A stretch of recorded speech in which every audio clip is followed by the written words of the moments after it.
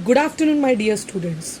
Students, in our previous classes, we have studied about the history of classification as well as Dobereiner triads. So, in history of classification, we have studied the need of classification of elements, and in Dobereiner triads, what is the meaning of triads? Group of three elements, as well as the law of Dobereiner. What is that? The atomic mass of the middle element, approximately the mean of the atomic mass of other two elements. So I have given you one example also. Okay. So today we are going to study about Newland's law of octaves. So basically हम लोग जब सुनते हैं तो ये समझ में आता है octaves. It means 8 element. कितने एलिमेंट होंगे? 8 एलिमेंट होंगे. Okay. So Newlands join his law with music. Okay. Newland ने क्या किया? अपने लॉ को म्यूजिक से ज्वाइन किया. मुझे ऐसा लगता है, सो आई फील और आई थिंक कि न्यूलैंड इज़ म्यूजिशियन, क्योंकि जब तक आपको उस म्यूज़िक का नॉलेज होगा नहीं, 7 सुरों का नॉलेज नहीं होगा, सा रे गा मा पा धा नी सा, so you cannot arrange that element according to that सात सुर or सप्तक we can say. Okay. So Newland arranged all the elements, all the known elements on that time, जिस उस टाइम पे जितने भी known elements थे, जितने भी उस elements उनको पता थे, in an increasing order of their atomic masses. In an increasing order of their atomic masses. Okay. And he found that. So what he found? He found that the property of the 8th element is similar to the first element. Basically Newland का law क्या था? उन्होंने सारे element को पहले उनके atomic mass के accordingly increasing order में सेट किया, एज वेल एज उन्होंने क्या डिटरमाइन रखा, मतलब क्या ध्यान में रखा, क्या डिटरमाइन किया? उनकी फिजिकल और केमिकल प्रॉपर्टी को. Okay. So what he found that the properties of 8th element, जैसे student please see, सा रे गा मा पा धा नी, then again what? सा. तो इस चीज़ को उन्होंने ध्यान में रखा कि जो 8वां सुर है हमारा सा, वो कैसे किससे मिलता जुलता है? पहले सुर से. देखिए आप लोग, सा रे गा मा पा धा नी, अगेन सा. हमारा फर्स्ट सुर क्या था? सा. और हमारा 8th सुर क्या है? सा. तो इस चीज़ को ध्यान में रखकर उन्होंने बोला कि जो 8वां सुर है, जैसे वो पहले सुर से मिलता जुलता है, वैसे ही हमारा जो 8वां एलिमेंट है वो पहले वाले एलिमेंट से उसकी प्रॉपर्टीज क्या होगी? सेम होगी या फिर सिमिलर होगी. Okay. Again will see some merits or demerits of Mendeleev's period, Newland's law of octaves. So what is the achievement? Basically, this is the first logical attempt to classify element. Newlands जो थे, उन्होंने पहला logical arrangement किया सारे element को properly classified करने के लिए, और बोल सकते हैं कि he actually set the periodicity. Periodicity का मतलब क्या होता है?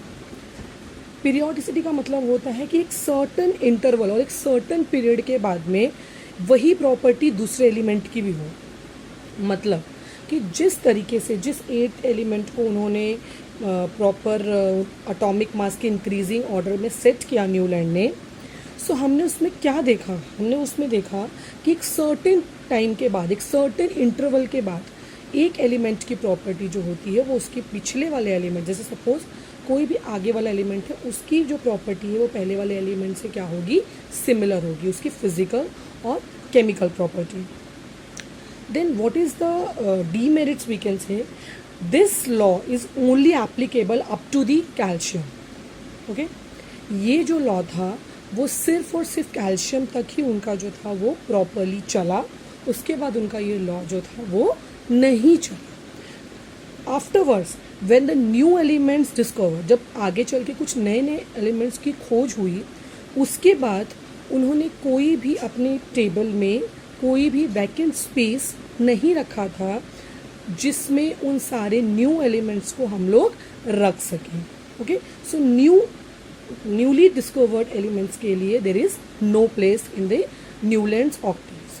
और न्यूलैंड्स ऑक्टेव टेबल, उनका जो पीरियोडिसिटी या उन्होंने जो भी सेट किया, उन्होंने जो भी अपने लॉ में बताया, उन्होंने सा रे गा मा पा धा नी सा इस सप्तक का यूज़ किया, और वी कैन से 7 सुरों का यूज़ किया. And he arranged all the 8 elements in an increasing order of their atomic masses. And he also उन्होंने ये चीज़ भी दिमाग में रखी, the physical and chemical property of the respective elements. So what he said कि like 8 element जो 8वां सुर है वो हमारे पहले सुर से मिलता जुलता है. Similarly he proposed his law कि that every 8 element was similar to the first. हर एक 8 एलिमेंट की जो प्रॉपर्टी होगी वो पहले वाले एलिमेंट से मिलती जुलती होगी. तो हम लोग वी कैन से कि दिस इज़ मतलब one of the logical arrangement in the अपना जो ये हम लोग बोल सकते हैं कि जितने भी क्लासिफिकेशन के जितने भी लॉ बनाए गए, जैसे Dobereiner first and then next is Newlands. So this is one of the proper और logical we can say this law. But so many demerits also there, like this is applicable only up to the calcium, or there is no place for new discovered elements. Okay, next we'll see Mendeleev's periodic table. So students, please listen here.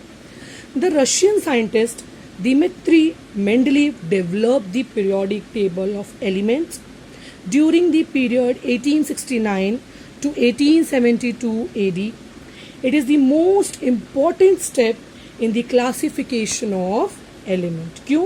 क्योंकि Mendeleev ने एक proper periodic table ही बनाया था जिससे सारे element का classification properly हो पाया. तो ये बोला जाता है this is very important step in the classification of element. मतलब एलिमेंट को क्लासीफाइड करने में ये सबसे इम्पॉर्टेंट स्टेप था. सो Mendeleev considered the fundamental property of element. Now here, what is fundamental property of element? That is atomic mass. So Mendeleev considered the fundamental property of elements, namely the atomic mass, as standard, and arranged element known at that time in an increasing order of their atomic masses. Again here Mendeleev ने क्या दिमाग में रखा? Atomic mass को दिमाग में रखा, as well as the chemical and physical property of that respective element also. और जो सबसे फंडामेंटल प्रॉपर्टी है किसी भी एलिमेंट की, एटॉमिक मास, उसके अकॉर्डिंगली मेंडलीव ने सारे एलिमेंट्स को इंक्रीजिंग ऑर्डर में उसके एटॉमिक मास के अकॉर्डिंगली सेट किया. Again, he transformed this into the periodic table. What he made? He made the periodic table, okay, which you can see in your textbook. आप अपने textbook में देख सकते हो मेंडलीव का periodic table. In according to their physical and chemical properties, both the property मतलब both the concept, atomic mass भी उन्होंने दिमाग में रखा, उसके accordingly increasing order में set किया सारे elements को.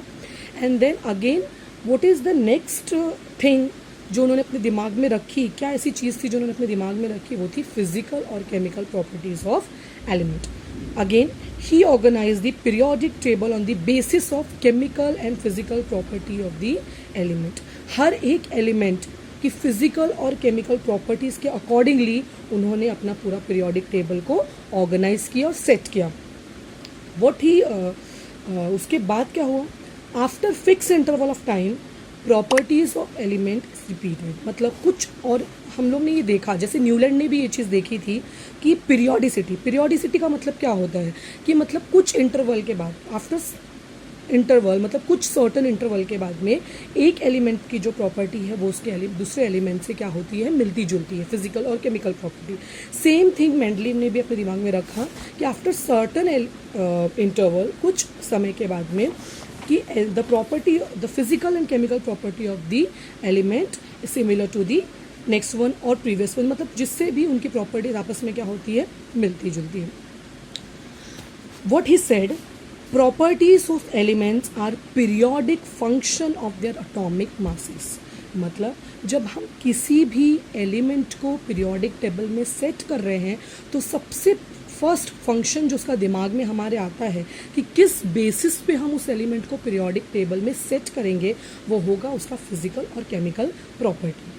Okay, so what is the structure or what is the how they made the periodic table? Okay, so total 8 groups in vertical column. Vertical is like that, students. In periodic table you can see vertical columns which is called groups. Okay, so how many? 8 groups, and then horizontal rows, like that, horizontal. So horizontal rows उसको हम बोलेंगे period. Okay, so groups, 8 groups, and the periods he made, और he उन्होंने इसको properly लगाया. Then here what is the, so this is the basically बोल सकते हैं हम लोग इस तरीके से मेंडलीव ने अपने पूरे periodic table को set किया. He given so many formulas also, and आप आगे चल के, क्योंकि उस समय नोबल गैसेस जिनकी खोज नहीं हुई थी, जो हीलियम, आर्गन, नियॉन, जो आप लोग आज मॉडर्न पीरियोडिक टेबल में पढ़ते हो, जो हम आगे पढ़ने वाले हैं नोबल गैसेस के बारे में, उस समय उनकी खोज नहीं हुई थी जब मेंडलीव ने अपना पीरियोडिक टेबल सेट किया. सो व्हाट ही डिड, उन्होंने उन सारे एलिमेंट्स के लिए एक प्रॉपर, मतलब without disturbing the periodic table, okay, he made the zero group. उनके लिए क्या बनाया गया? जीरो ग्रुप बनाया गया, जिनको उन्होंने एट लास्ट, मतलब एकदम लास्ट में पीरियोडिक टेबल के सेट किया. Okay, as well as what is the merits, मतलब हम लोग उनकी अचीवमेंट ये बोल सकते हैं, उन्होंने अच्छा क्या किया, कौन सी चीज़ इसमें अच्छी करी है उन्होंने, तो वो हम लोग बोल सकते हैं कि सो मेनी एलिमेंट्स, मतलब 3 एलिमेंट्स जिसका नाम आपके बुक में दिया गया, विच इज़ इका बोरॉन, इका एल्यूमिनियम एंड इका silicon. The atomic mass is इका boron 44, aluminium 68, and the silicon is 72. This is the atomic mass of that respective elements. Okay, so ये elements उस समय प्रॉपरली डिस्कवर नहीं हुए थे, तो उस समय उन्होंने ये 3 प्लेसेस वैकेंट रखे और उन तीनों के जगह पे क्या डाल दिया? इका बोरॉन, इका एल्यूमिनियम एंड इका silicon. Afterwards, later on, these elements were discovered and named as scandium, gallium and germanium, which you can now see in your modern periodic table, which we'll study afterwards. जो अब हम next हमारा topic है, that is modern periodic table, which is systematic arrangement, जिसको हम आज भी follow करते हैं व्हेन हम जब भी देखते हैं classification of elements. So the systematic arrangement of periodic table is modern periodic table. Okay, so जो मेंडलीव थे उन्होंने ये चीज़ बहुत अच्छी करी कि उन्होंने वो 3 वैकेंट प्लेसेस रखे इन एलिमेंट के लिए जो उस समय discovered, which is not discovered on that time. Okay, which is yet to be discovered. Okay, so in Newland's octaves, the atomic mass of beryllium is 14.09, and again he changed that value, and the value now in Mendeleev periodic table is 9.4, and beryllium was placed before boron. Okay, Newland के octave में जो beryllium का atomic mass था वो 14.09 था, और we can से 14.9 था. So afterwards, when Mendeleev made their periodic table, so what he did, he changed the value of beryllium and he placed the correct value of beryllium, which is 9.4, and he placed beryllium before boron. Okay, and he also placed उन्होंने कुछ ऐसे place भी छोड़े जो मैंने आपको बताया, 3 elements which is yet to be discovered, which is Ica boron, aluminium, and Ica silicon, and later on these elements were discovered and named as scandium, gallium and germanium. And now what is the one more achievement, or we can say merits? There was no place reserved for noble gases.